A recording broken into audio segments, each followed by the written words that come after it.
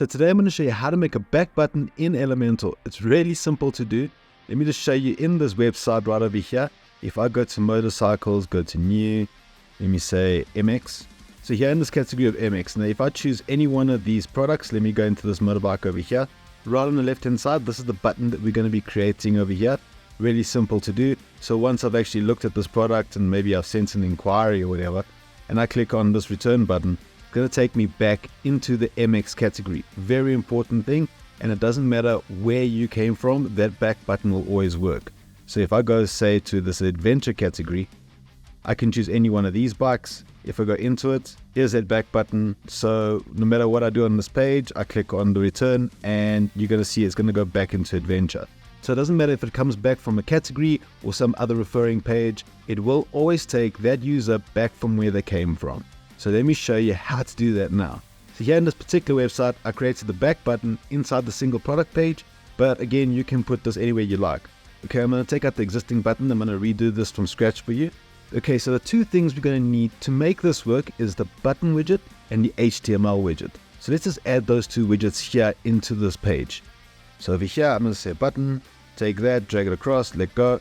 Then I'm going to look for the HTML widget. Now that I have those two things, I'm just going to stylize this button to fit this website. Okay, so now I'm going to click on the button. I'm going to change the text. I'm going to say return. I'm going to put an icon. So over here an icon, I'll click that. I'm going to look for the arrow. That's the one I want. I'm going to say insert. Then I'm going to go into style and I'm going to stylize this quick. So the typography, click that. I'm going to choose the custom font that I put for this website. I'm going to make sure that the size is 18 pixels, transform to uppercase. That should be good for font. Now let me just change the style of this button. The text color, I want this orange. The background color, I want it to be transparent. And the border, I'm going to say solid, a 2 pixel all round, and make sure the border radius is 0. Okay, so now I go to hover. I'm going to say the text color must be white. The background color must be orange and the border can stay orange. So it does that. Let me add a little bit of duration for this. Okay, there we go. Now that I'm happy with the style and everything of the button, I don't have to worry about inserting a link or anything because we're not going to need it. Now in the description of this video, there's going to be a link that's going to take you to a reference page on my website. Now if we go to that reference page, which is over here, we scroll down and this code over here, we're going to copy into that HTML widget. So over here, we just hover over this copy on the right, we click that. If we head back into the designer, here in the HTML widget, we click this and we just paste the code. Now that we have the code in place, if you look very carefully, there's going to be this ID name over here that says back to main. Now we are going to copy this ID into the button. So we just say copy. We go over to the button, we click on that. Now you can put it over here in button ID, but we're going to go into the CSS ID over here and I'm going to paste it.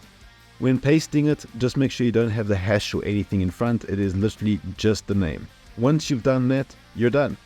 All you have to say is update. Now if I head over to the front end of my website, there's that button that we had made. If I click it, you're going to see it working in action. So it went back to adventure.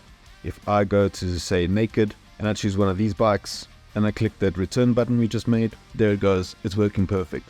It was really easy to do and I hope you find it useful.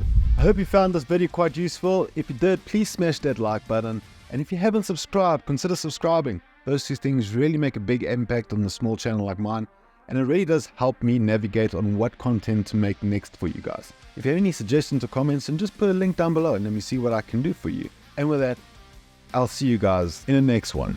Cheers.